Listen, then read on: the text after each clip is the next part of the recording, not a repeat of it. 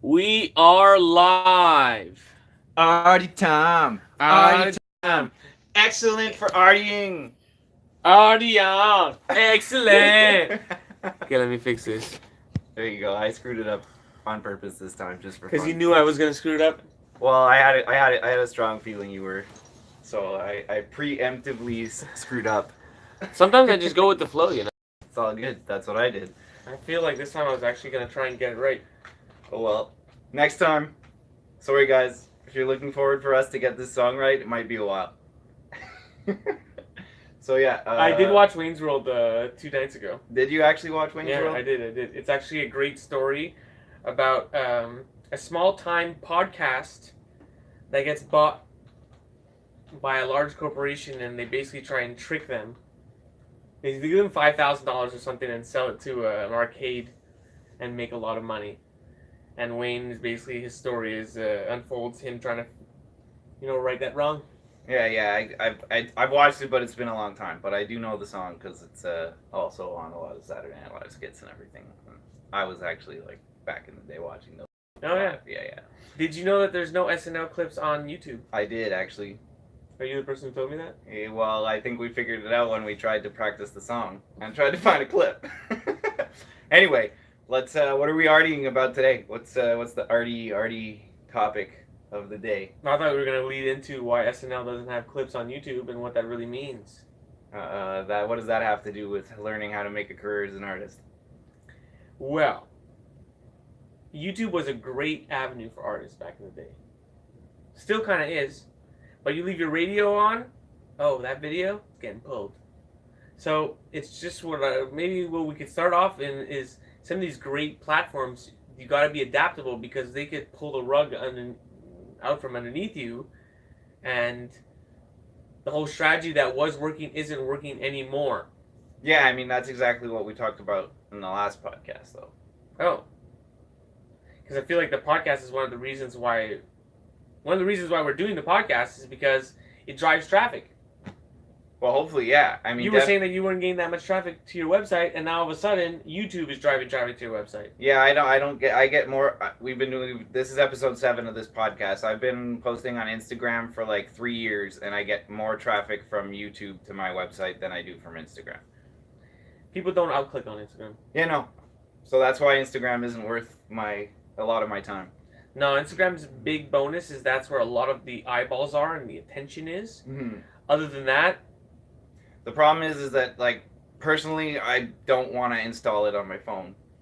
So like for me personally, I really have moral objections to the way that those apps track everything you do and monitor your conversations and your messages. They're listening to you right now. Yeah, I mean, it just morally bothers me. I don't want to subject myself to those kind of things, so I don't do any social media on my phone at all. So the fact that I can't use Instagram stories feature, I can't even post more than one picture at a time from the desktop version of Instagram. I can't even edit photos. The only way I can edit photos is like with their own editing choices, the Clarendon and whatever. Dude, they removed everything. There used to be like contrast. Even my phone removed that. At one point, my phone updated, and you couldn't even edit pictures. You couldn't rotate and crop. And before that, you could shear and perspective.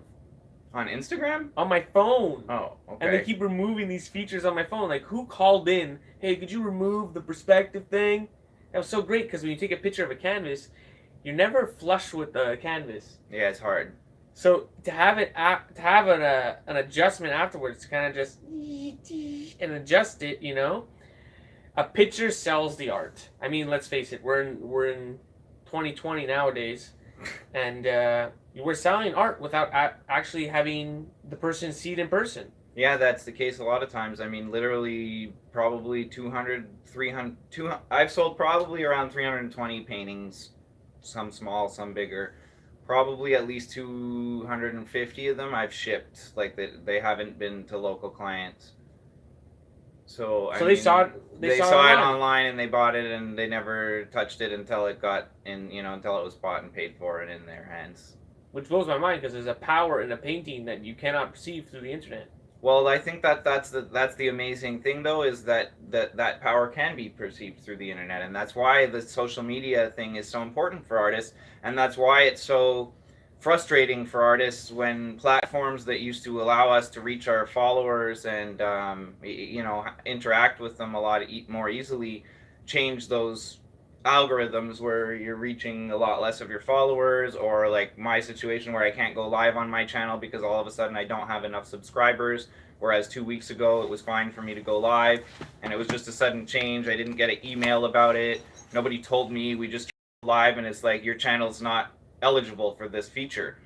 So thankfully Germ's channel had already had 1,000 subscribers. But we were 5 episodes into the podcast when they pulled the rug. Yeah, we were 5 or 6 episodes in already.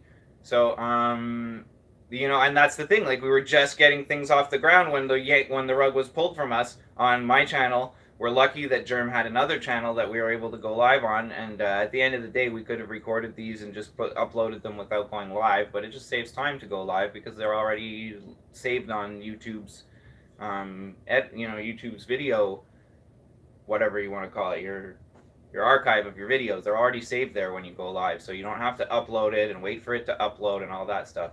So it's more convenient. But they took away that convenient feature on my channel because I don't have enough subscribers. For whatever reason, they made this change. And that's been a common theme in social media from day one. Or maybe there was other ones before, but MySpace was the first big one where a lot of artists and musicians and whatever else, bloggers, creative people, got all of a sudden could reach a mass following. I mean, it's really an amazing thing for creative people. This phenomena of social media and the internet. Yeah. Why did we leave MySpace? I never had a MySpace. I wasn't an artist when MySpace was booming. I only started painting in 2011, and by then everyone was on Facebook. So I'll be honest, I never looked into why people left MySpace very much because I was too busy working on building my Facebook presence. MySpace allowed you to edit the code on your own profile. You were allowed to change everything. You'd come in and a video would blast in your face. It's crazy. And I think that's one of the reasons why people left, was that Facebook was a little bit less chaotic. Although, had we stayed on MySpace, we would have found a way to balance that out. I think we made the wrong move on Tom. Tom, if you're out there, you're still my friend. Yeah, I mean, like I say, I wasn't on MySpace, so I have zero experience using it. I don't know what it was like. It's a mystery to me, but that's kind of what I went through with Facebook. Is I used to have huge following on Facebook. Well, not so much a huge following, but I had thousands of people seeing my posts in groups. And that was how I built a lot of my following, was by posting in groups that were related to the type of art I do: visionary art, mandala art, modern art, Canadian art, etc. So I'd post my art in these groups, and people that liked it would add me as a friend.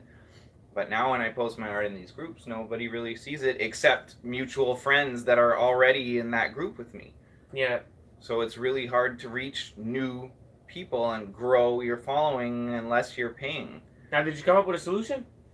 I did, yeah. Actually, I did come up with a solution. I'm getting a job. I'm going back to work part-time because it's honestly been really frustrating dealing with it over and over again, getting chopped on Facebook and then on Instagram, and like it's been really stressful because like all these people love my art and I love making it and I love sharing it, but at the end of the day, if I'm having a hard time paying my bills, it's stressful, and when I'm stressed, I don't feel like I give my best version of myself. I don't feel like I'm making art as much as I should be when I'm stressed, because I'm like, oh, I need to sell it, and sitting here painting isn't going to help me sell any art. Like I need to sell some art. And then like when I'm in that mode where I'm like kind of desperate to sell some art and make a sale, like I'm not the most positive me. I'm kind of like I'm stressed. I'm under stress at those times. So I don't know how to what's the word I'm looking for? Like I don't know how to balance that out right now without getting some sort of part-time job. So I applied for this job that's like 12 hours a week. It won't eat up very much of my time during the week. It's 3 hours a day for 4 days a week. So, that's super, super minimal time away from my business and time away from doing what else I need to do to keep my stuff going, because like I can't get a full-time job, no way, because then I just disappear. Like I'd have from a full-time job I'd make more than enough money to pay all my bills and keep my thing going, but like I'd probably be tired at the end of the day and want to watch TV and be like, I don't feel like making this, or I don't have to make a social media post because I don't need to worry about my bills getting paid from my art. My art career wouldn't be as important anymore. So that's why I applied for something. I got a job that I start next week, but I made sure it was something that was super, super, super minimally invasive on my time. But what is it? Tell the people. I'm working a call center again because that's what I'm good at, and there happened to be a call center literally 3 blocks away from me that I found that was hiring on Craigslist. So I sent them an email and said, hey, I'm interested in working for you guys. I went for the interview. I'm hired, so done deal. It seems like the job was made just for you. 3 blocks away, call center, nighttime. Yeah, it's like an amazing shift for me. It's a perfect shift. It's but whatever, like that's When was the last time you worked? The last time I worked for someone else was like 4.5 years ago. It's been 4.5 years. Well, other than my patrons that hire me for custom art when I'm. So you don't know how to feel yet. No, I'm kind of like, it feels very weird. Like I sort of feel like I'm threw in the towel. Like I feel a bit like I'm giving up. I'm not giving up, but like my brain is telling me that, like, dude, you're giving up on your art career. Work harder. But honestly, all the working harder I've been doing, like, it's not driving the traffic to my website. Stressed. It's just making me more stressed. And like right now, what I kind of need is that stability. Some other news that I haven't talked about on the podcast is I met somebody who's interested in representing my art, and he has a network of people, who he can present my art to, and he has connections with all kinds of business people and executives at multi-billion-dollar companies and things like that. So see what getting out of the house does for you. Pardon? See what getting out of the house does for you. Yeah, I guess so. But at the same time, that's what I feel like this new job's gonna do. Just get you out of the house at a specific time. Yeah, it sucks that it has to be at a specific time, but getting out of the house is what I like to do, just get the ball rolling. Yeah. Just get out there. I mean, I gotta be honest, for me, I probably should have done that a long time ago, gotten something like minimal for, just part-time to help make things a little more stable. But when I was sick, which I've talked about in other episodes, I didn't want to leave the house because I was going to the bathroom 10 times a day. Even taking a bus to get to the job, being at the job, I was worried about getting fired, because I didn't go into the bathroom 5 times a day on my shift and things like that. So I couldn't even really consider doing that to help with the stability of things financially. But now that I could, and another reason I did this is I got notification that my rent's going up quite significantly in July. So knowing that that's coming, I'm planning ahead. I'm trying to be smart about things to make sure that I'm not stuck without the finances to keep. Are we still going to be doing Arty Time? Hell yeah, we're still going to be doing Arty Time. Okay. If anything, Arty Time is going to be getting better because I'll have more money to make more cool things to share with you, and I'll feel more stable with my finances, so I'll be able to work on bigger art like this one behind me, and focus more on making mind-blowing art. Because I'll be able to dedicate that time to it. I won't be worrying about selling that next $200 painting to buy my groceries next week. I can focus on something that takes me a month and that I can, or 2 months. So you feel like you're gonna do bigger art now? Well, yeah. I mean, that's one of the things that that I feel is required for my art career to get to the next step, is to be focusing on making more bigger art. When I want people to go to my social media profiles, I want them to scroll down and see mostly big art. And for now, it's I have some big art, but most of my art's pretty small or medium sized. And we've spoken about before in other podcast episodes about how a lot of big art gets bought by art collectors and or businesses and corporate, places that have big spaces that need wall decoration and have big budgets. So I think by moving into that direction with my art itself, then I'm going to become more well known for that type of art, and I'll start to attract people that are interested more in that type of art. And you know, I think it's amazing, especially with my mandala style, to have something like that hanging in a really popular yoga studio or some sort of healing type of business. Like, that can resonate something really powerful to people and become part of that studio. Can become part of a space where it becomes like an addition to whatever the business is doing. It all, I don't know, it gives, I feel like art, and I know you've mentioned similar things, like I feel like nice art can make a business better. 100%. Just like in so many ways, it makes their employees feel more comfortable. It makes them feel like they're working in a higher class environment when there's nice things on the wall. It makes them feel like, you know, it makes their employees maybe more relaxed to see colors. You know, it's not just a big, you know, gray wall. And let's face it, we've all seen those those inspirational posters on the wall in offices. Like, those wore off their effect in 1988. So like, let's get something new on the wall. If you own a business, like, consider buying some art and see what happens. You know, it's a business, a tax write-off. Yeah. If you're a business. Oh, murals is a big deal nowadays, man. Businesses are getting their walls painted, and it's funny because they could have got a canvas like they can leave with. It's a little bit more versatile, let's say. You know, but I can see the mural thing. If you own a business, look, I don't even do murals, but I know a lot of artists who do, and I know you do.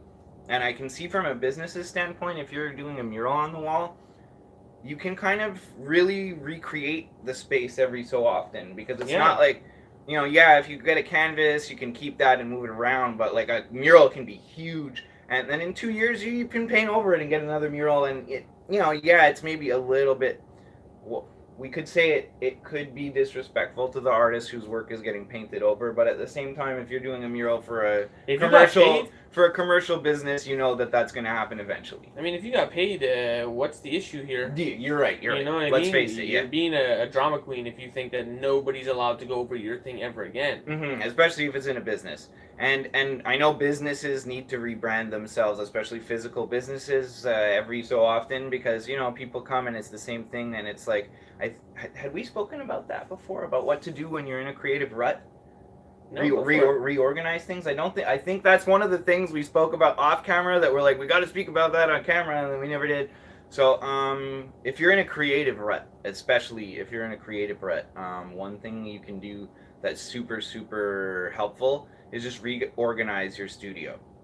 Just sit at a different spot, dummy. You can sit at a different spot, but for me personally, reorganizing things tends to work better. Like, move your paint to the other side of your table, turn your table lengthwise instead of whatever. Like, you know, there's so many things you can do to just change little things. You know, move your light, your studio light, switch it to the other side. Just little things like that, and it literally helps your brain focus more because of novelty. There's new things in the environment, and your brain works like very much like going through paths in a jungle. If you go through the same paths all the time, it's easy, and you don't look around and try and figure out which way to go and how you're going to make this path work.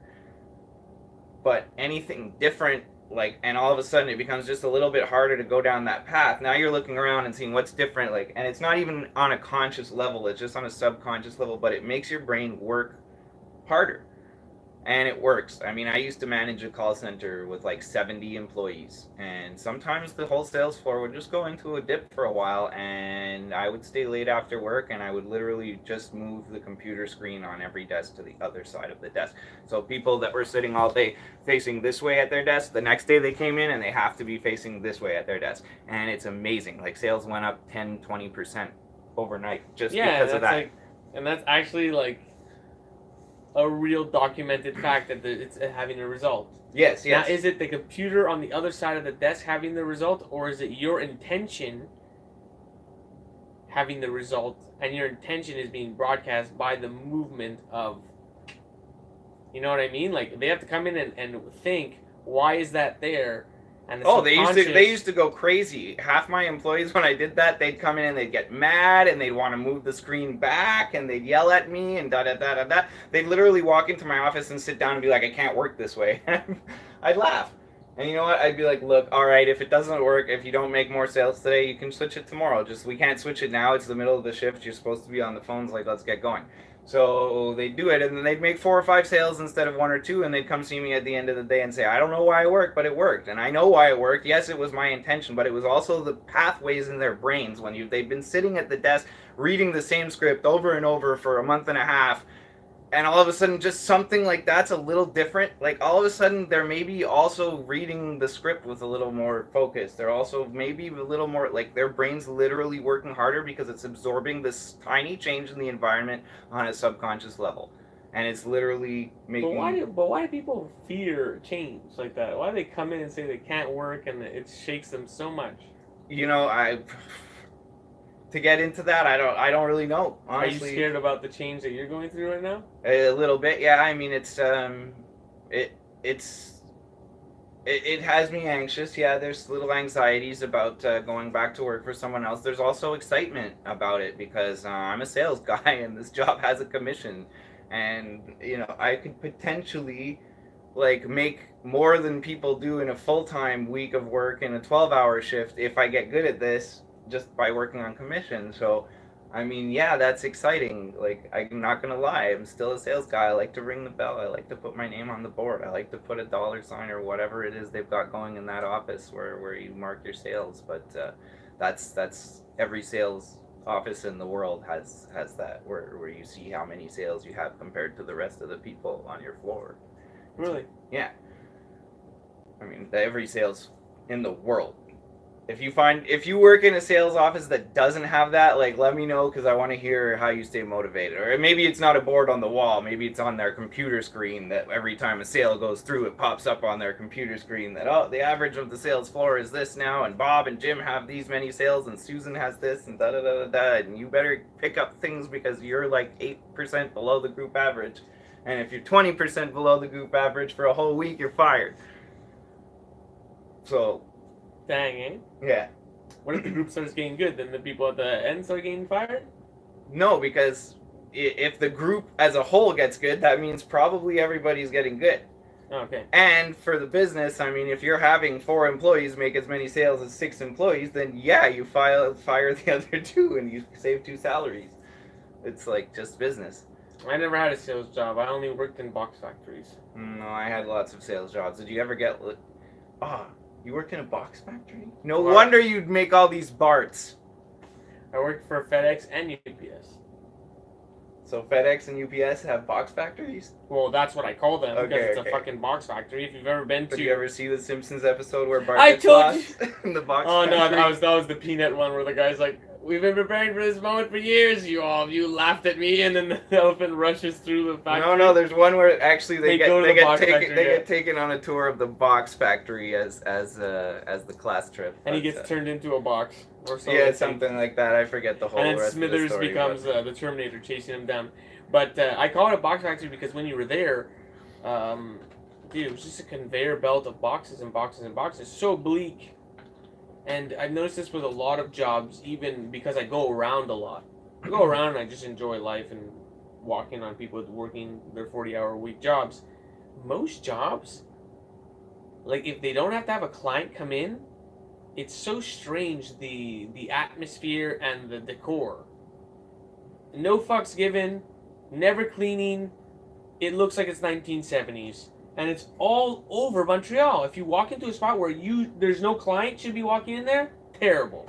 And I don't know why people do that. They spend their life there. Their fucking life is spent there, and then they go home, fancy ass toilet. Well, I mean, it depends what they're doing. I mean, I can understand if they're like computer programmers and they're like creative. No, everything. They sell floors. They sell fucking shirts. They pleat clothes. Just anything under the sun. If a client is not coming in there, ghetto. Yeah, I guess. Ghetto. And it's just, I don't know, I find that weird. I find it's so strange that, like, because no one sees you there, you can live your facade at home with your stainless steel kitchen and you're so fancy. But if anyone saw you at work, bro, you ain't fancy. Fix that wall. Put a painting on that or something. I don't know. That's just my 2 cents. I can't wait to hear about how the sales office is. Well, I mean, sales offices don't have a lot of things. But it's that new building, though. It's a new building. Oh, the one the one I'm working in? It's next on my other side with the pharmacy? Yeah, sort of, yeah. So it's a new building, so you probably It's 3 blocks for me. I can walk there in like 15 minutes. It's perfect. Yeah, I mean, because it's not winter. Yeah, and even if it was, I could walk there in 15 minutes. Mm-hmm. Like, it takes me like 12 minutes to walk to the bus that would take me into Montreal for any other job. So, like, 4 more minutes and I'm at work, no bus. Perfect. Like, I got lucky with finding this job. It seems like to me it's meant to be because it'll help me just be stable for a little while, and it's not something I'll be ultra committed to. And you know. I find everything's meant to be. Like, the fact that I can pay rent with art is a miracle. Mm-hmm. When someone comes in and buys a painting and stuff like that, when you think about it, I paid all my bills for 4.5 years with just my art and my merch. How the fuck is this happening? How the fuck is money coming in like that? And it always seems that if you just do the right things, it'll work out. In your case, the truth is, I probably could still pay my bills with my art. You're just trying to stress you. I'm just like, sometimes it's only like 3 or 4 days before my rent's due that I have it all together to pay the rent. Isn't it fucked up? That's what I mean. Is fucked up. It's like the Matrix or some shit, bro. Where it's like, oh, I don't have the money. Oh, shit's gonna go down. Here, 24 hours before it needs. Here's your money. Mm-hmm. You know, in the exact amounts. And if you the art karma thing, if you buy art from someone, then people start buying your art. What is going on? Mm-hmm. What is happening? No, I mean, you know, I got to be honest. While I was sick, I kind of let things go on my business a little bit, especially like the relationships and the rapport with people, which is important, yeah. Which is super important. But how else are you gonna get a Mondo Maestro comment? I had a hard time. Like, did you even comment yet, Mondo Maestro? He actually did. Did you go read the comments? I have them right here, ready to go. Like, it sucks, and like, I keep talking about when I was sick, but it was true, man. I had a hard time focusing. You know, if 3 people messaged me in a day, I'd be like, oh no, now I gotta first of all read 3 messages and then reply to them, and like. So your brain state was all wrong. My brain state was all wrong because I was unhealthy. If you're unhealthy, it's important to. Now I'm healthy, so now. But it's important to take some time from your business to fix your health. Mm-hmm. You're not going to be able to ride both into the sunset. Mm-hmm. You really got to put one on. What's more important, your life or the thing you do once you have life? Mm-hmm. You know, so fix your health. If you're listening to this and you have a health issue, fix your health. It's easy to say, but it's hard to do. I tried to fix my health for 3 years, so like, if you're struggling to find that thing that'll fix it, just don't give up. Because I was ready to give up, and then it came. You know, but again, the Matrix. But I was lucky with that, and like, I understand if you're out there watching this and you haven't found the thing that makes you healthy yet, and you're like, oh yeah, well, what if it never comes, and what if I stay sick? I think you just keep asking for it, man. The people who seek are the ones who knock. You know? Yeah, for sure. That's just the Matrix again. You know, if you ask for it, if you keep asking, for some reason it comes. Mm-hmm. It'll come, and you might not be aware of it. But keep asking, and you will become aware of it. Mm-hmm. The truth is out there. So yeah, what else? But do you want to read Mondo Maestro's comment from last week? Any other comments? Sure. Okay. Mondo Maestro writes, and I quote, "The intro actually better than the original." He's right. Now, are you talking about the original Arty Time #1, or are you talking about the original Wayne's World? I think he's talking about the original Wayne's World, but we shall see. Okay, it's better than the Reigns. I think so too, especially without the Arty on part. You just go excellent after saying Arty Time twice. It just makes sense to me. It just makes sense. You keep forgetting the Arty on. No, that's what I'm saying. Without Arty on, I actually think it's amazing. No, but then it's not. Because it's like Arty on. Because this whole podcast is about like keeping on. I do get so that. So Arty on is like needs to be there, no, and it's the original song. You're the bootlegger. You can't like bootleg Bart and not put his hair. Yes, I can. I totally can. You can, but like, it's not right.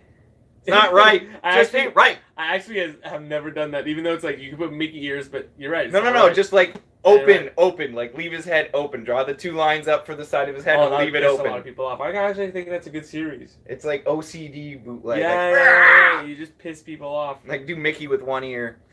That's actually a very good idea. Okay, then my next comment. You're welcome. Dankweed Duck. Dankweed Duck. The other day was 666 M&M guy. You guys haven't seen that. That's backstock. Secret stuff. It's with Pacific Northwest somewhere. Bugbat writes, another great one, guys. Keep it up. Are you planning on making a dedicated YouTube channel for the podcast? This ass will have to go and talk about that. I don't think it's a good idea. What? Did you see my reply? I replied to him. No, you reply. Oh, there's replies. Yeah, there's me replying to people. Thanks. Not sure if we'll do a dedicated channel. Probably not now. For now. Yeah, because we have to get 1,000 subscribers to that. So yeah, exactly. So it's you already have 300 on yours. I have like 180. So if you're watching this on Germ's channel, like please go subscribe to my channel so we can go live on either or channel. You know. I put a lot of weird videos on this channel, so if you want to keep it clean and you already got your podcast to be clean, head on over there and subscribe to his channel. Yeah, I guess. And if you want to see some funky videos, subscribe to my channel. Okay, let's see what you wrote to. We'll nail it next time.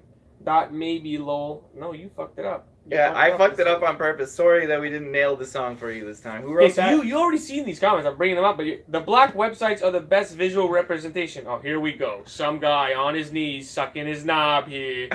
All right. They're the best for coding and also the best for your eyes since they don't burn your face or weaken your eyes. You know what? I hate it when I go on a website and my eyes bleed. Hate it.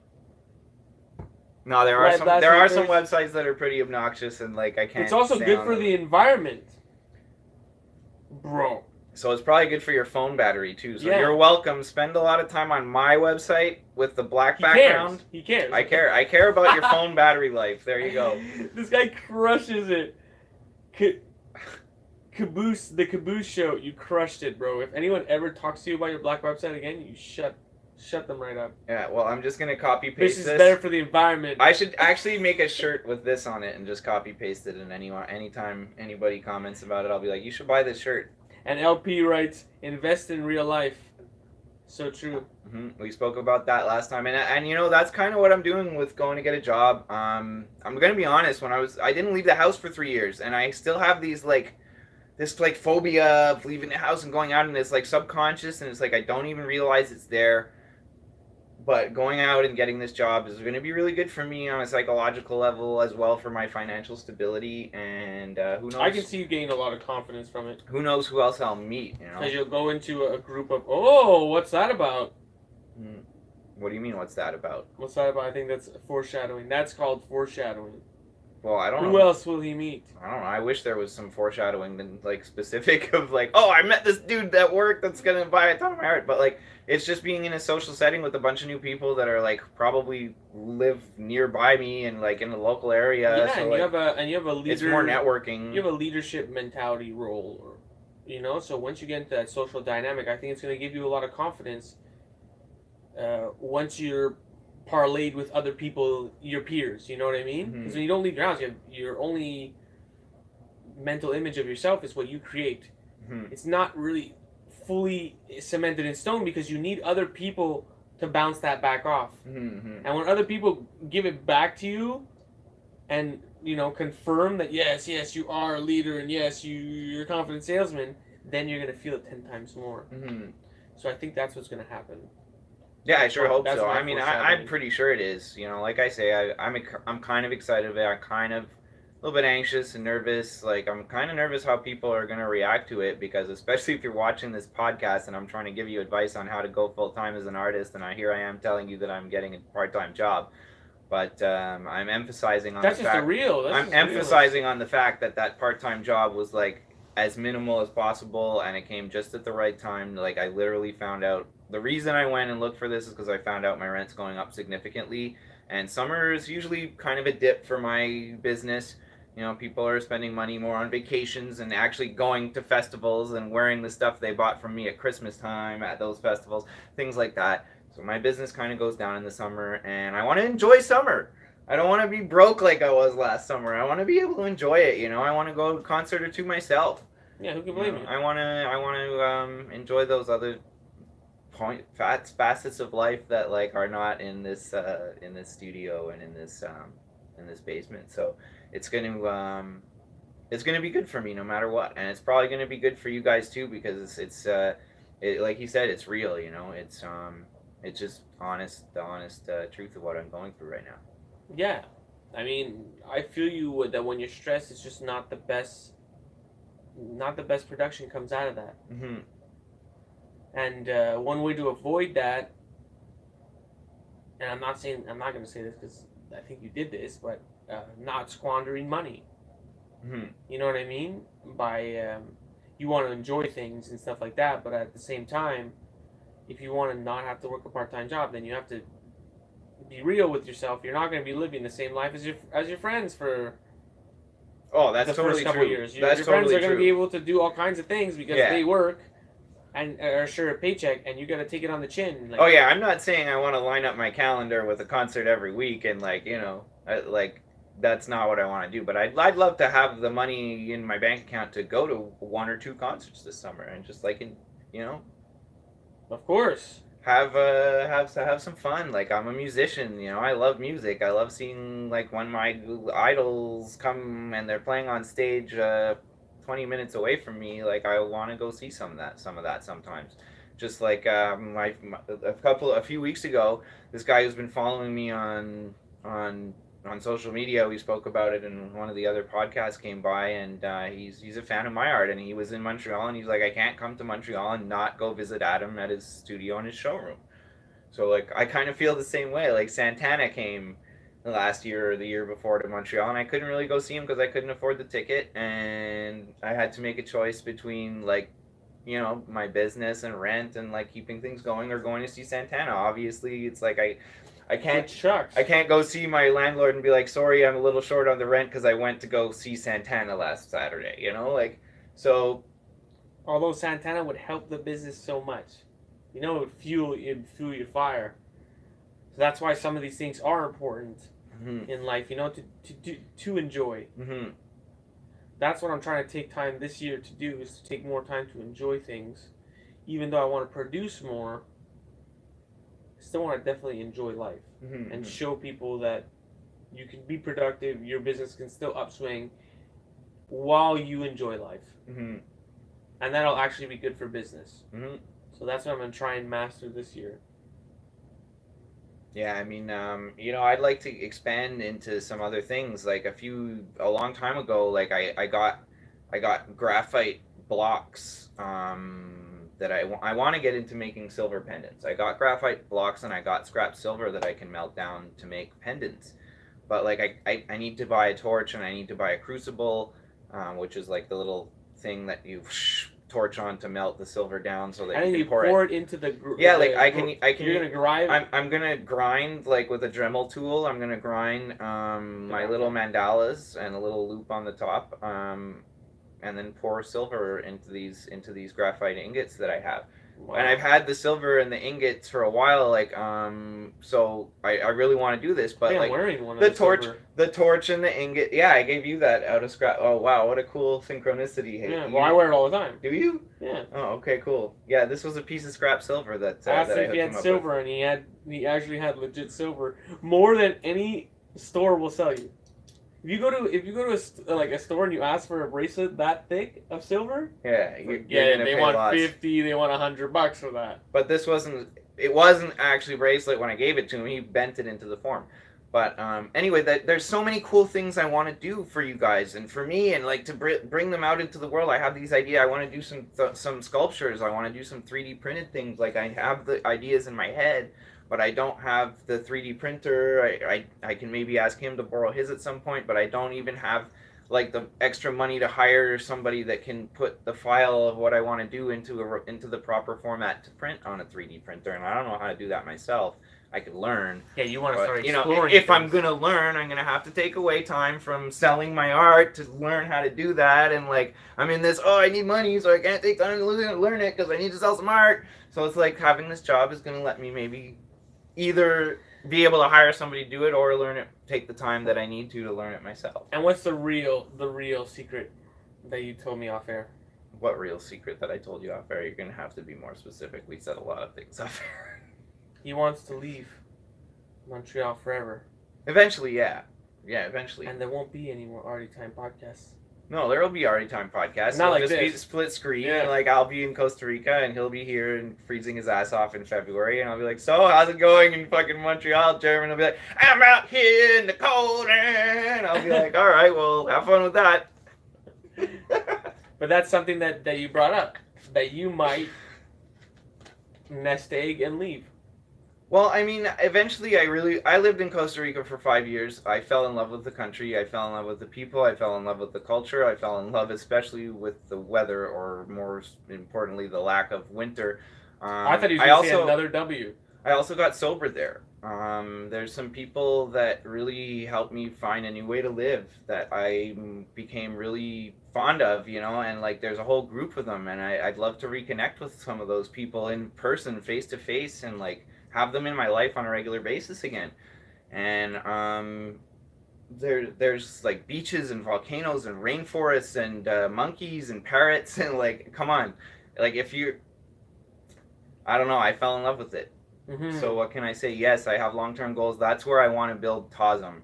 I want to build TASM in Costa Rica. I actually met the president of Costa Rica and gave her one of my paintings. She's not the president anymore, but she was the president back when I gave her the painting. And it was actually crazy. You know, you're talking about synchronicities and this like law of attraction thing. So I was in Mexico visiting my ex-wife's family for the Christmas holidays, and we were flying back, I think it was January 3rd of 2013.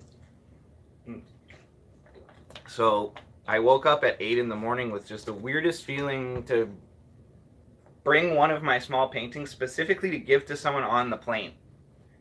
And it was like there was hundreds of people at the airport and everything, but like this feeling I had said, give it to somebody on the plane. Just to start 2013 off with good karma, and it was just the weirdest intuitive feeling I've ever had, like to do something so specific. Like it was really, really a specific feeling to bring a little painting in my carry-on luggage to give to somebody on the plane. So I brought a little 4x4-inch painting with the intention to give it to somebody on the plane, and I was sitting with my ex-mother-in-law and my ex-wife, like waiting to get on this plane. And the president of Costa Rica walks by with her husband and her son and two security guards. And they get on the plane that I'm about to get on. They're first class, though. Obviously, they're in first class, but they got on first. Obviously. They're riding in like a normal private They're jet. riding in an Aeromexico flight, so, you know, like, they're not on, like, there's no Costa Rican Aero Force Uno. Yeah, that'd be amazing. So, they're on, like, a commercial flight, which I think is pretty damn cool. You know, I think that's pretty humble. She was actually, like, a really humble person when I met her. But to continue the story, like, I knew she'd be in first class, and I knew I'd have to walk by her when I got to get to my seat, because I sure as hell wasn't in first class.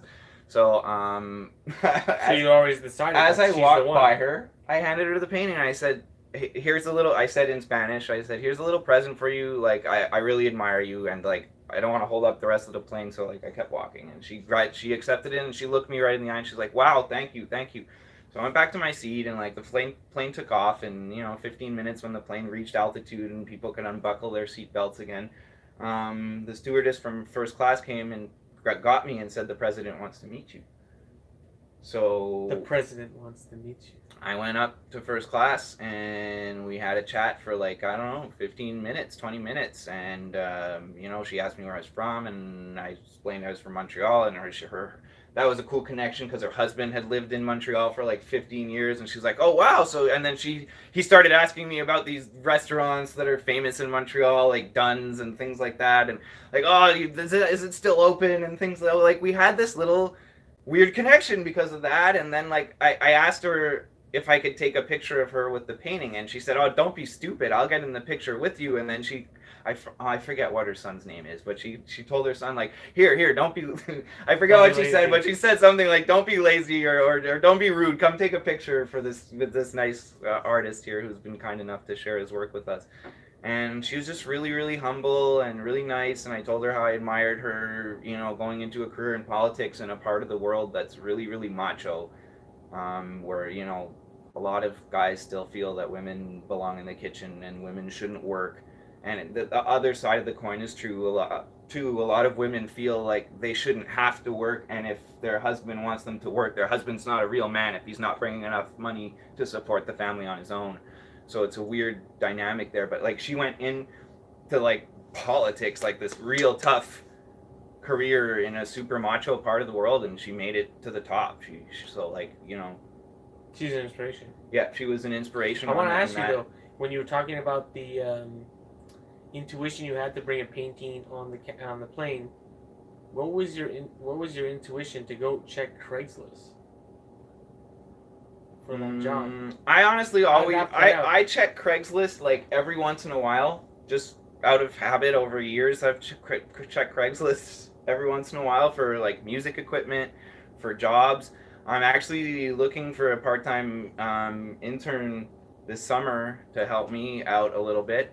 Did you post it on Craigslist? I didn't post it on Craigslist yet. I posted it in some groups that are a little more local, because Craigslist is like the island of Montreal and I'm just off the island, so I posted it in some more local Facebook groups, hoping to get somebody that doesn't have to take the bus as much, and will be more likely to show up if they're only 10 minutes away instead of an hour and 10 minutes away. But yeah, I'm looking for an intern this summer to help me out with you know, doing fill-ins on some of my big paintings. Well, you had an intern come this week. Yeah, I did. I had an assistant come to help me out.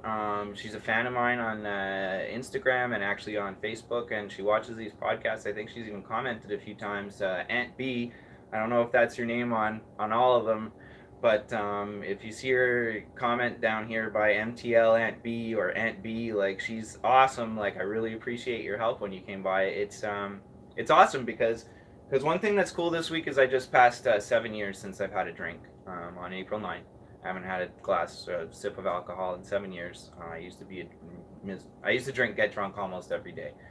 So it was a big change for me, and a lot of people congratulated me on my Facebook, like literally probably more than 100 people, and then on my other platforms and my emails and everywhere. So I had like literally more than 100 people to reply to. So she was doing some fill-ins on my new big painting that we had behind us in the last episode, and I replied to all those people while she was doing that. So it was amazing to have that help, and like, I don't even know how to describe how it opened something in my mind, because I know, like, pretty much all artists get to a point where they have to have assistants help them with something, whether it be actually physically doing fill-ins on the painting, or one thing I'd maybe like to have somebody help me do this summer is, you know, build the Etsy store on the side.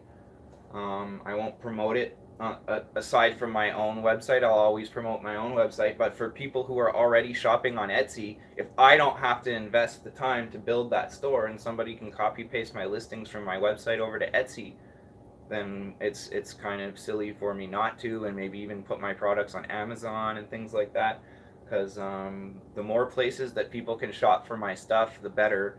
So I can put mandala tablecloth on Amazon, and yeah, but like right now I haven't wanted to do that so much, because it honestly takes a long time to set up listings for hundreds of products. There's better things to do with your life than fucking work for Amazon. Yeah. But at the same time, if that's like, Amazon is the equivalent of Instagram, where the eyeballs are, where the shoppers are, they're on Amazon. So if I want people to be buying my mandala tablecloths, it's kind of also silly for me not to have mandala tablecloths for people to type up on Amazon instead of just on my own website. So like, it's something that I hadn't really wanted to do just by myself, but if I can have somebody's help putting my things for sale on all these other platforms as well, then why not? You know, it doesn't matter to me where a sale comes from. If it comes from somebody who wants to buy my thing because they really like it, then that's awesome.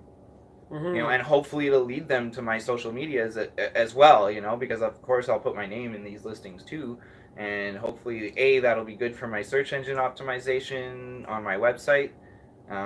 It'll be good for a lot of things. It'll be good for my name. It'll be good for everything. So you know, I think it's something that I'm really excited about, and honestly, if like I kind of wish I would have had an opportunity more when I was starting to learn to do something like that with someone else who was more successful than me, to learn from them. Because you know, I'm not just going to be there with a whip and, you know, like, do this, do that. No, I want to, like, become friends with this person and help them launch their own art career. And by doing this for me, they'll be like, okay, now I know how to build an Etsy store. If I have them help me do Not just listings that. on my own website, they'll be like, okay, now they know how to build their own website. Not just that, like, you got pens, you got all these connects to make products, Mm-hmm. and as an intern, you'd be able to get that connect, you know. And I've worked for a whole bunch of people who have bust the hookups, aka you don't want to use their hookups, worth nothing, boy, they're garbage, and his are amazing. So I think there's that to benefit from. Yeah. In addition to being able to ask me any questions you've got about, you know, It's a working leg up. as an artist. It's Exactly. a leg up. And when It's a you leg get- up. It's a win-win situation. We spoke about in the last episode about you know, it's better to make an exchange if you're going to have interns or assistants. So that's another thing that I'm excited about with being able to get this job, is that hopefully I'll be able to pay an assistant for way 4 more or generous. 6 hours a week. I'll be able to pay this assistant straight up money, instead of like, oh, well, you know, you could have one of my t-shirts, or like, you know, money talks, bullshit walks, let's face it. So you know, I think it'll get me a more dedicated assistant, and that's something that can really help me long term. I'm still nervous about the assistant thing. I'd like to give it my all, and I don't know if I have the time. Meaning what? I don't know if I have the time to deal with an assistant like that. Yeah, I mean, in my case, you know, I'm here. I'm not. In my case, like, I'm kind of. Like, I paint at night. So what, like, show up at midnight. Be there from midnight to 6 a.m. You know But what I that's mean? the It's thing, like- is you create the outline from midnight to 6 a.m. The guy wants to come at 1 p.m. You let him come at 1 p.m. and paint while you're doing whatever else you do. Okay. Like, that's what I'm going to do. I mean, Well, I paint at night too, but I don't expect people to come here at 3 in the morning and paint from 3 to 5 in the morning, or Because 3 the way to I 8 see in the it, morning. the way I see it is it's not an intern. It's like a protege, and that person, you need to have them with you at all times. It's not like it serves them nothing to paint.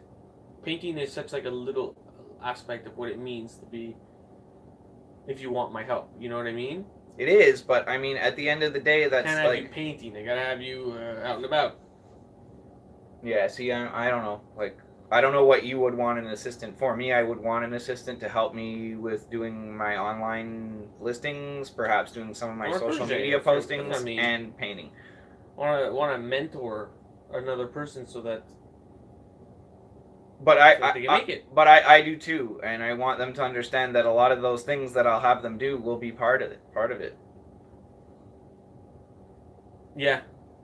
So, you know, they will be learning, and like, I don't want a mini me. You know, I want somebody that's got their own ambitions and their own goals and their own ideas and whatever. Obviously, learning the nuts and bolts of how to make an art career happen. You know, I don't want my assistant to just be painting for me. Sometimes doing big fill-ins on some of my big paintings will save me a lot of time, and I want to get into making more big paintings. So for me, that's something that seems logical for me to go that way. I think we spoke about this before. If you're interning for someone, make sure you ask a lot of questions. Mm-hmm. Don't expect the person to hand you everything because they don't even know what you want. Yeah, or what you're Looking for. what you're curious about, because you know, I can tell somebody a whole bunch of information, but like, if they're like, Adam, where can I get the embroidery done on my jackets? If they want to know that, but I'm telling them about SEO on a website and how to make listings on Amazon and and they don't speak up and say, hey Adam, where did you get your embroidery done?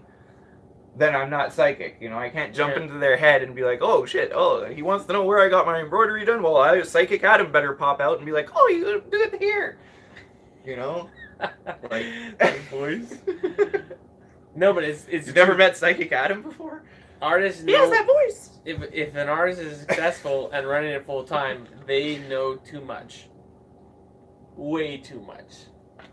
I said if an artist is running the ship full time, they know too much. Where other businesses, it's like delegated, you know? They Yeah. don't need to know what's going on in the fucking gutter cabinet over there in the coal mine. Mm-hmm. But No, I mean, in the art world, you know what's happening in the coal mine, in the sewers, everything. And there's some artists that won't always know that, and that once.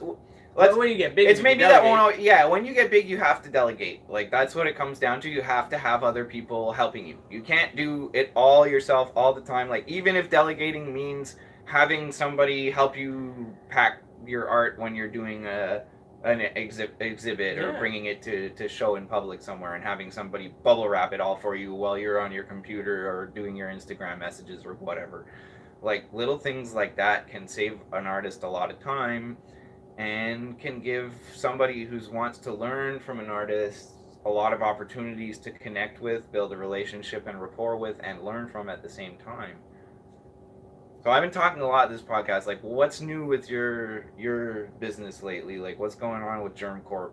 What's the newest fire that you've put out of your studio in the last, 24 hours? Because you probably put out more in the last 24 hours than I put out in the last 20 days.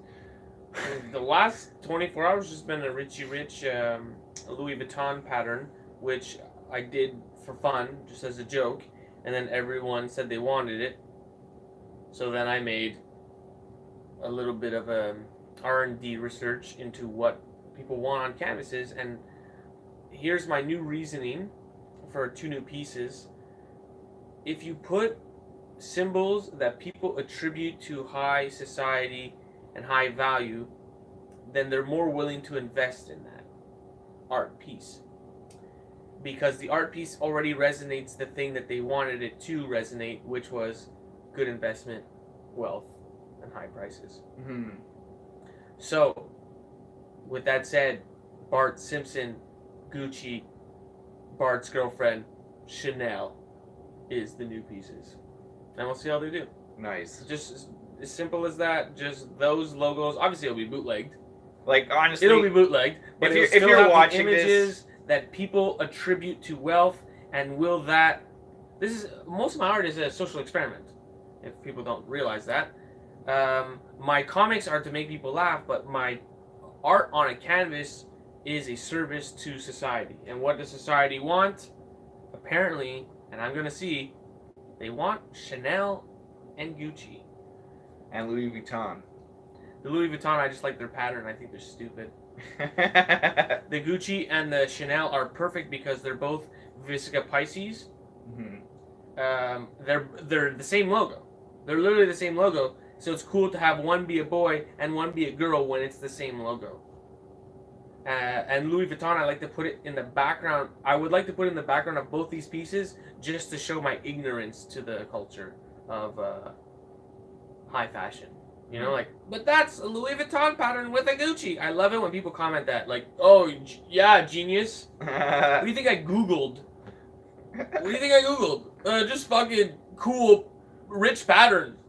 Obviously, I know what the pattern's called. Burberry, dude. You need to do some Burberry. Oh, is that the one where it's That's the plaid, like the brown and red and white plaid and black. Yeah, I know. Some people have it as scarves and stuff. I don't know. I'm not feeling that so much.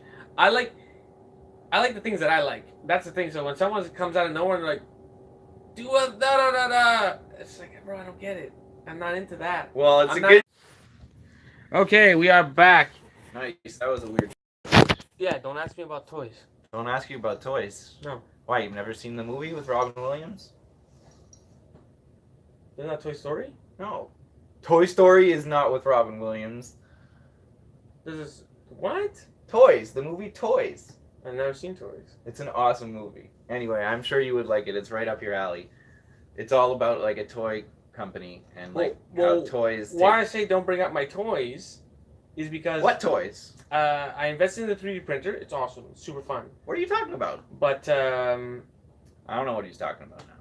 My toys. What toys? Okay, then I guess we won't talk about it. But what do you want to talk about? I don't know. You didn't want to talk about toys, so I'm trying to respect your I don't want to talk about the toys, and you start talking about the toys. So and then you ruin the conversation by... I didn't ruin the conversation. My man, adapt. If I'm talking about the toys, then I'm talking about the toys. All right, so talk about the fucking toys. What's the toys? The toys are tough. The toys are tough. Like, they are not a pleasure to paint. Oh. They're fun to design. They're fun to print. They're fun to look at. They're tough to market because you can't come out and show all the toys you're making, which is the fun part. Mm-hmm. You can't just be like, look at this prototype, look at this prototype, look at this prototype, because you're muddying the waters in terms of the business world. Paradox of choice starts to enter in, and people don't know how to support or what to buy because they fucking keep seeing all these different things. Mm-hmm. So the thing that sucks about toys is like and a blessing too at the same time is I'm realizing that it's like a hobby. It's something that I do that does help my business, but it is not at all my number one A game passion. Mm-hmm. That is painting, and that's why I spend way more time painting and way more time thinking about painting and like Chanel and Gucci. That's the next thing, you know? Mm-hmm. No, I'll because be honest, that's my passion. We hang around a lot, and like there's, you know, for every hour you see on camera, there's 5 hours that are not on camera that we're just sitting here talking, or he's looking and doing research and asking me for ideas or what I think about this idea that he came up with, or and I'll be doing the same thing with him, you know, asking him what he thinks about this or that or the other thing, and having him proofread my articles on Steam It and things like that. So you know, like that's I forget what my point was with that. But yeah. Well, my point was that the toys are fun, but really something that I don't want to stress a lot about. Mm-hmm. I'm talking about stress in this one. Mm-hmm. I don't need that stress in my life of I have to paint 12 Sarios right now. I'm telling you, it's a nightmare. It's a nightmare. It's so long. You gotta move them around. You gotta let it dry, and it stops the whole process. Mm-hmm. Put it down to dry, and do the other one, and then is it dry? It's dry now. And you know, it's just like I don't dig that at all. I totally understand what you're talking about because I just painted one of Chris Dyer's toys for his upcoming show that's going to be, I think it's in Boulder, Colorado, and this is his Galactic Dude toy, and I literally must have spent, look, he's wearing Vans shoes. Vans shoes, I don't know if anyone at Vans shoes ever watches this, but if you're watching this, like, I literally painted Vans shoes on this guy because I love Vans shoes. So if you're watching this and you love people that love Vans shoes, I'm one of those people. So yeah, this guy took me literally about 40 hours to paint.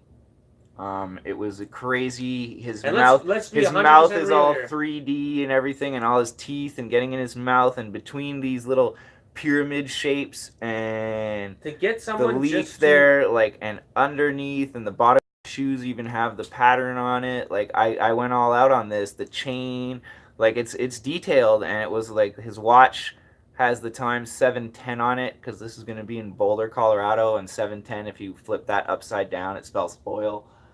So like, look, 40 hours at a minimum wage, that thing is worth over $500. Yeah. The problem in our society is we're so flooded with toys that people don't even realize that Chinese people are painting them by hand, and that also that this is worth $500 or more.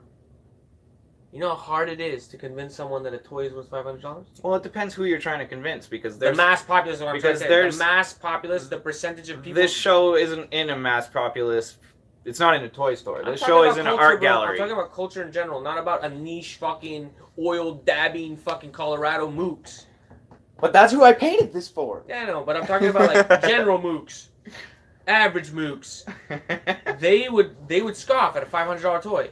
Although, what is there to scoff at? There's 500 man hours put in there. Just because we have slaves in factories painting our toys and painting our things doesn't make that less valuable.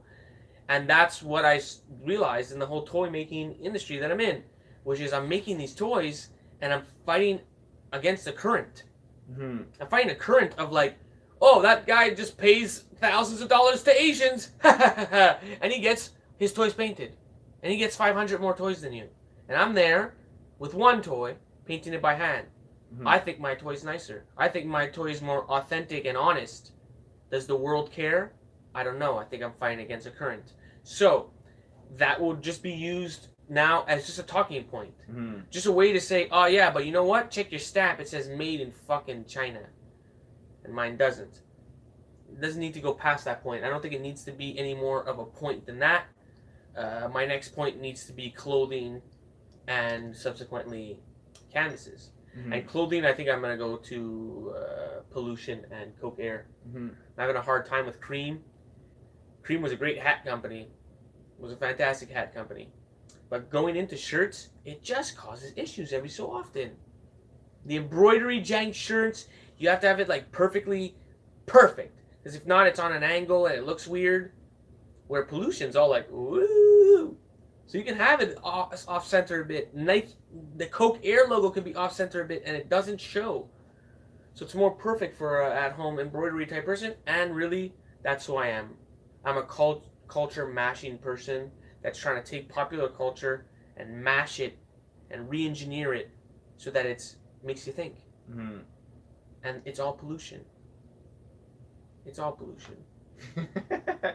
The McDonald's, the Coke, the fucking Nike, anything you see in a day that's an advertisement, that's pollution. And I think we should start identifying as such and make pollution cool again. No, I agree. Like, you know, and that's what's that like goes back to what we started this podcast talking about, is the frustration of dealing with social media that isn't social anymore. That's more media than social. They don't care if nobody sees your posts as long as they get, you know, their Coke and Burger King ads in front of you, and so if you follow content creators that you really like their content and you wonder where they went, just go over to their page, type in their name, go over to their page and like a few posts, and voila, all of a sudden you're going to start seeing their content again. Because if you're not liking almost every post, you're Facebook and Instagram assume, like, if you don't like everything they do, you're probably not that interested. Well, let me tell you, and they'll replace it with somebody whose posts you like everything they do, and or somebody whose posts you react with. So if you find your news feed is flooded with political crap that makes you angry, and you comment on it about how angry you are about it, your news feed is going to become full of political stuff that'll make you angry, because Facebook is going to be like, oh, this person enjoys that because they actually interact with it, whereas they let all this positive stuff just go by without giving a like. So if you find that your Facebook feed or your Instagram feed are depressing you or stressing you out or full of negative stuff, pay attention to what you're giving your actual likes and comments to, because that's how their algorithms work. I was thinking recently, and I haven't done it yet, so if you're hearing this and you think it's a good idea, do it before me and make me look stupid.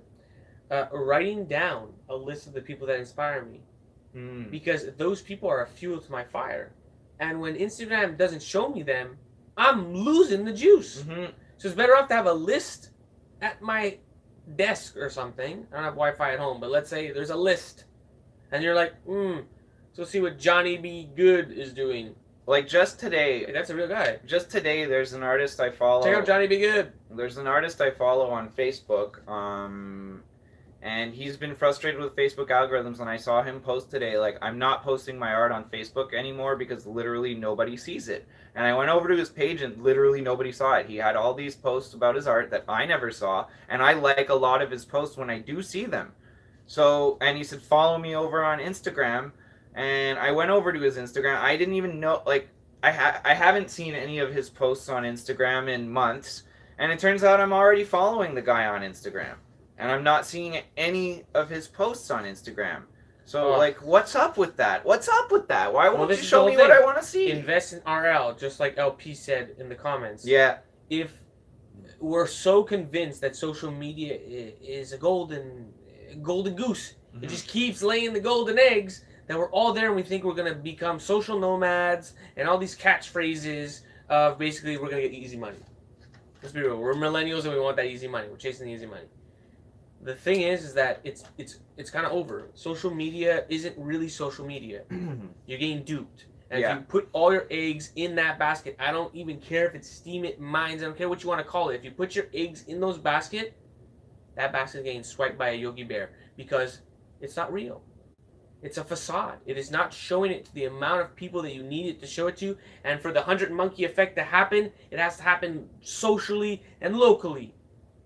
And it could have happened when it was happening in the golden age of Facebook. It's because, let's say we were at a college together. Now, American situation, because as Canadians, we don't have the same, as Quebecers, we do not have the same advantage that other people have.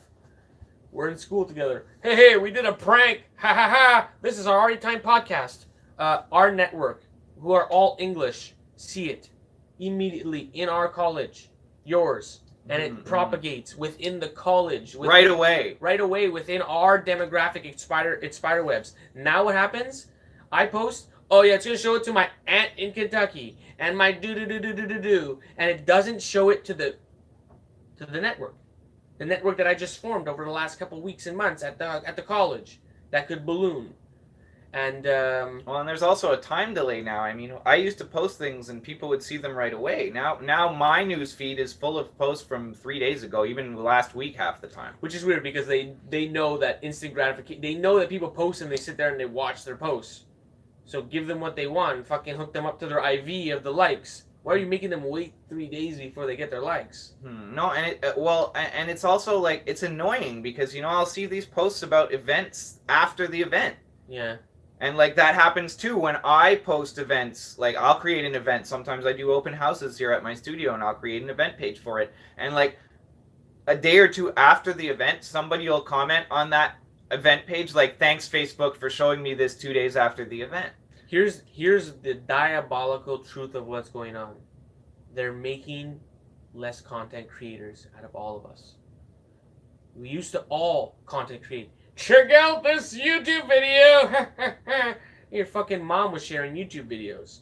Now YouTube videos don't work. Now your mom shuts the fuck up. Soon you'll shut the fuck up. And then Burger King ads. And what's really going to happen is they're going to force everyone to live. The stories are going to get cut, and then they're going to basically only show live things. But 90% of people don't want to go live. And even so 90% of people become watchers. You can't even go live unless you have 1,000 subscribers on YouTube. Yeah, anyway. Exactly. You are just a watcher. Mm-hmm. Okay, you're not a content creator. You watch the ads. No, there's a whole lot less social and a whole lot more media coming into social media. But it's evident. But to me, it's evident that that's what they're doing. They're crushing the general populace. At the same time, for ads. I think that what's going on is going to give no option but for a new social media of some sort to flourish, where it will work like social media is supposed to. Because social media was amazing back when Facebook was working the way it should, when things came in your newsfeed right away, and your friend's at this bar or at this party or at this art gallery, and he's like, "Yo, man, I'm here. Come down. I'll be here for 3 hours." And then you're like, "Oh, I'm only 2 minutes away from there." Like, you put your coat on and you go. But now you don't see that post until 3 days after he was at the gallery. Yeah. So it's like it just shuts down the flow of social information and social connection. Had to do also with the political rallying. Yeah, it had a lot to do with politics. Thanks politics for ruining another awesome thing. But control of the masses, bro. Politics is the control of the masses. I believe that the internet is too big and there's too many smart people and there's too much money to be made. Let's face it. If you made a Facebook that worked like that again and you charged people $1 a year to be a member of it, and they saw all the stuff from their followers and their followers saw you, and it was working where social people could connect and you could connect with people in groups about the things you love. Pay more than $1. Like, I'll pay more than $1. I would pay more than $1 too, but sign me up for $1 the first year and then raise my prices till it's $10 a year and whatever, and you have 1 billion people on your platform and you're making $10 billion a year. Keep it that way. Don't go public and get into all these shareholders that are going to take control of your business. And so I believe it'll happen that some new social media will come up and be that place. And that's why I'm on all these other social medias in the meantime, because it could be one of them.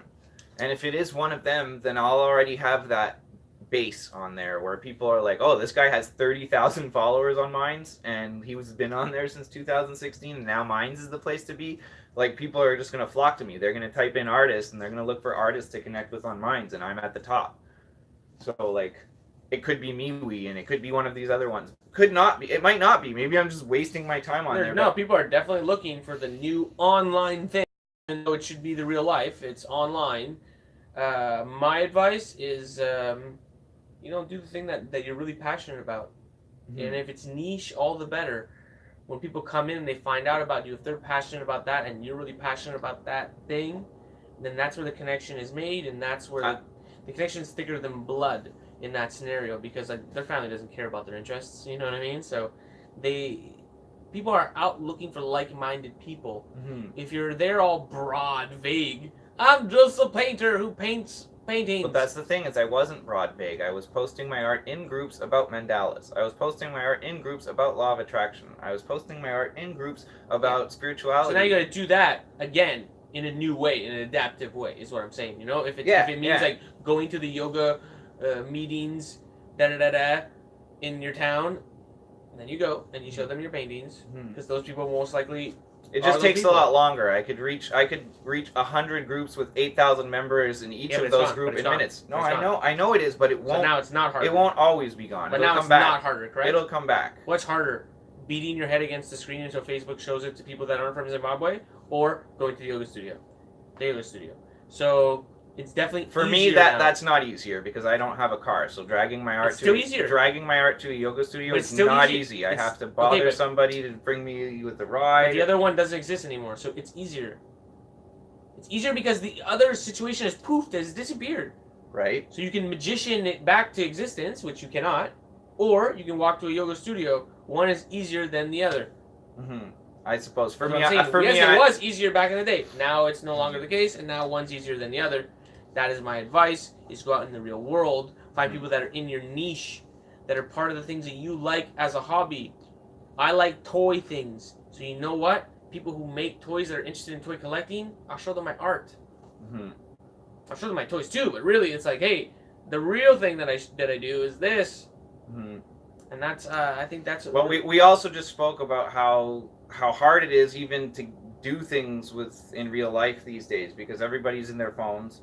And when you try and tell somebody about real life things that are going on through your phone, they don't find out about it until 2 days after that thing is over, unless you're messaging them. If you go to the toy convention, people aren't on their phones unless they're taking selfies with people they admire. No, you're right. There's lots of opportunities to go network and mingle with people in real life. It's just not it's not 10,000 people. It's intimate and it's real.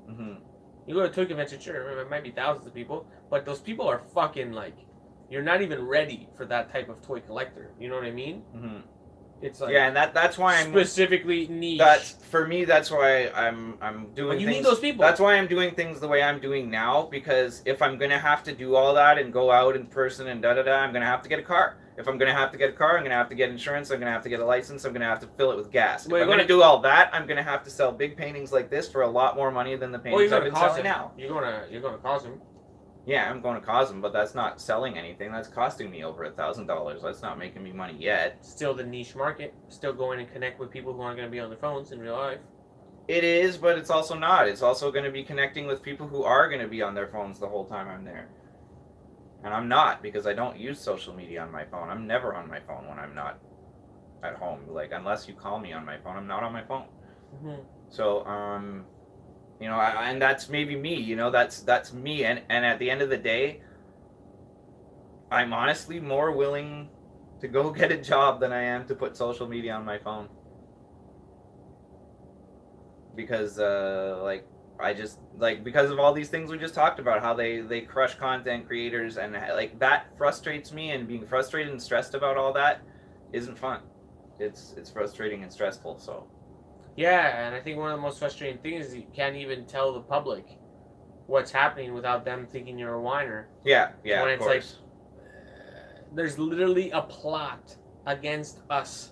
You know against what I mean? Artists and musicians. There's a conspiracy. There's people behind. It's not a theory. Behind closed doors, they close a door, and in a shady boardroom, they plot our demise. And if you don't support us, we have to go and get part-time jobs. It's legit. It's 100% the truth. The truth. No, I mean, I have a sticker that I posted that was actually, I shared it in our last podcast, and I'm going to go get it now. Alright, so look, the conspiracy, yeah, they're out to get us, but don't worry, because here at Arty Time, we do have a plan, and hopefully it involves this sticker in some way. Yeah, there you go. See, I posted this sticker, I shared it with you guys on the last episode of Arty Time, and whoever is my next supporting patron is getting this sticker. Now, I talked about it in the last episode of Arty Time. You talked about I posted it on my Facebook. I posted it on Instagram. I posted on Minds, MeWe, Steam It, on LinkedIn. I posted it like everywhere, and I still haven't got a new patron. No one's even paid $5 for this like hand painted sticker. So it's understandable, and that's because I'm busy, I got other things to do, I you know what I know, mean? I know, but it's also because nobody sees the post. Like, I posted about my sobriety. I had like 300 people like that post. And I posted this with my link to go sign up, but because it has my link, only 11 people like this post. So it's like, there's literally 30 times more people that see my posts that aren't about my art. Well, I mean, I had a post go viral yesterday, and guess how many sales that generates? I don't know. 0. Well, I'm assuming that none of the people that came in through that post bought something, and I'm pretty much spot on. Like, if anyone bought something that day, I knew them beforehand because I'm talking to them. Mm-hmm. But you can have these big days, like everyone's looking to go fucking viral and have these big posts. Bro, these big posts mean nothing. Yeah, they really do. I made sales when I had 200 followers. Mm-hmm. I have 11,000 followers. It doesn't mean anything. It's still the same amount of sales.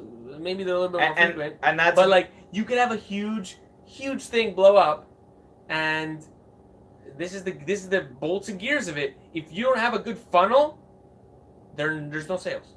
And a funnel meaning like they like the thing, so when they went to check on the thing that you thought they were gonna check on, you were already there. Haha, planned you, and you put a product there. And if you don't have that funnel, then they go on your page, they either like or follow and leave, and they're gone. It's the nature of the internet nowadays. Back in the day, hold on, they found you, they're not leaving. They're like, my God, I've been out there in the internet. I found you, sign up to the newsletter, they're there, they're bookmarking. They know what the internet's like. The internet's a fucking madhouse, and they found a bastion of sanity, they're fucking bookmarking it. Instagram, it's like, people who don't create content that they're like, trying wake up, to bro. share. Like, we're the bastion of sanity. You follow, see post notify, do those things. I actually spoke about it before, about that artist that posted that he's not going to be sharing his art on Facebook anymore, and like, I had no idea he was making all these posts about his art. I went over to his timeline, and like, there was literally like 15 posts about his art that I hadn't seen. I had to go to his timeline to see them, and they had no likes or 1 or 2 likes on them. And his post complaining about Facebook had like 50 likes and a bunch of comments. I know, man. I feel so bad when I go and go on an artist that I like and I haven't liked the last, like, they haven't shown them to me. Yeah, it's not even like, that I haven't liked them. It's I haven't seen them to even like. And I know that happens to me too when I'm posting my art. I go and start liking them, but you know the person's going to see this. Mm-hmm. You know the person's going to see a fucking GermDee like the last fucking 10 photos, and it makes me look like a fucking asshole.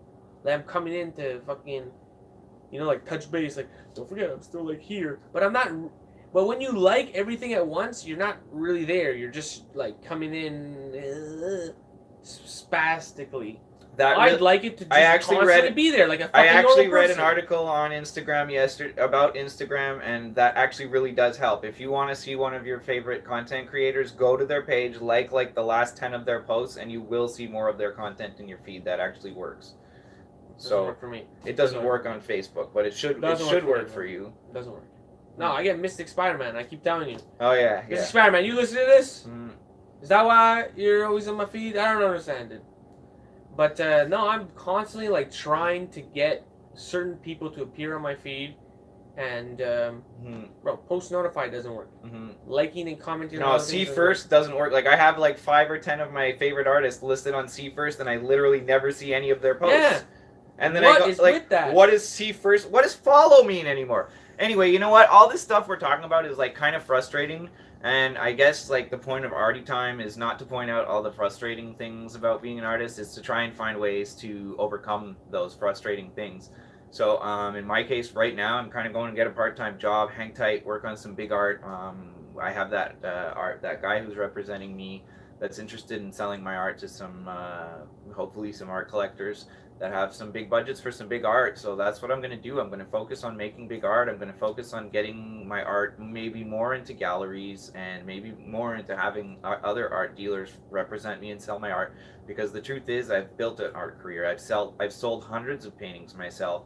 I have my own brand of clothing. I have all these things that like prove that I'm dedicated to what I do.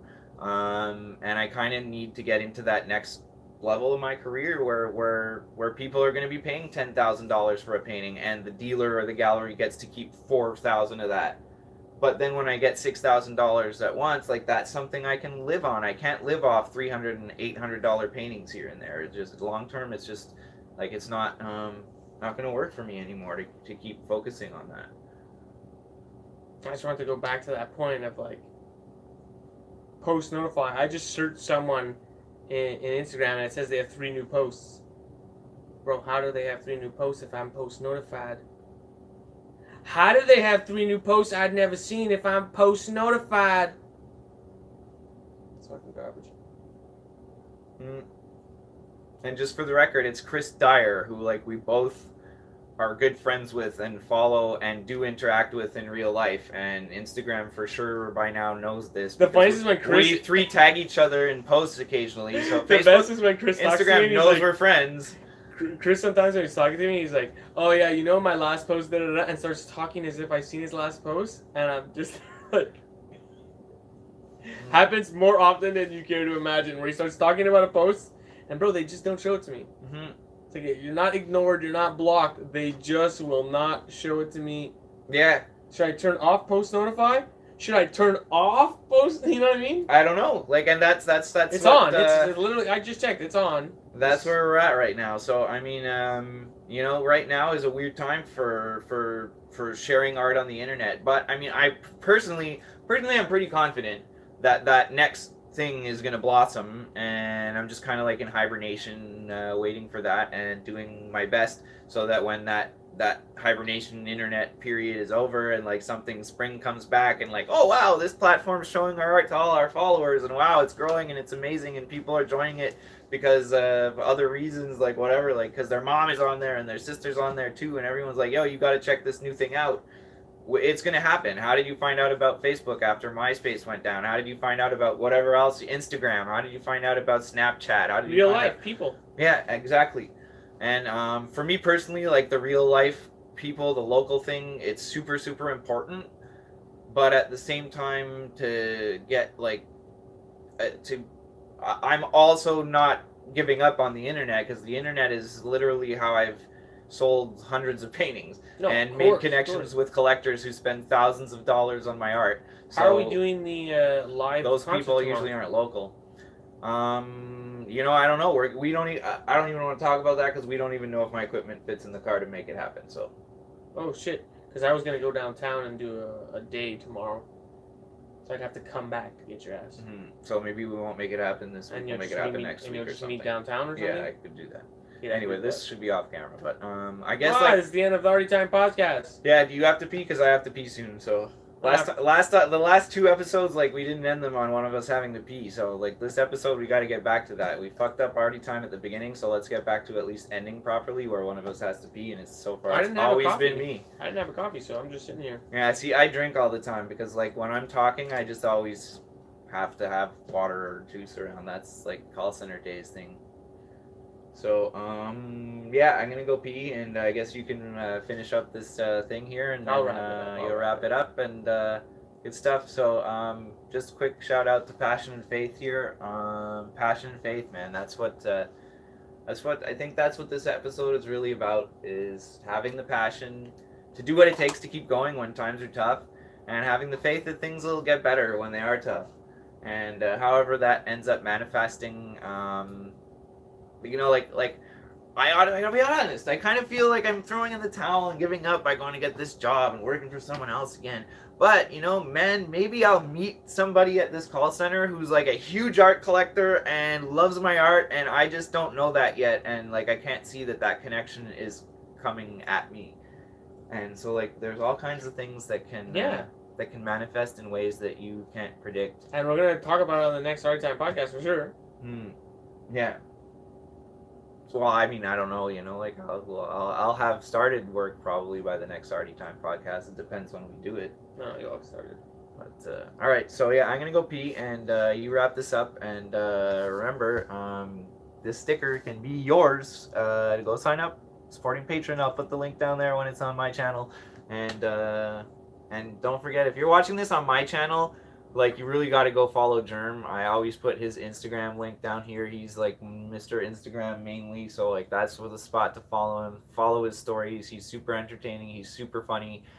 He's got a lot to say, and he's always creating new stuff. So if you're like one of my followers and not one of Germ's yet, like, you got to become one of Germ's. That's really nice of you. Other than that, he sucks. But like, I'm going to pee. So listen, if you follow me on Instagram and you're not seeing my posts, well, that's because it's a conspiracy. A vast conspiracy that spans the entire web. So look, just take a little breather and know that I'm out here. Just look through the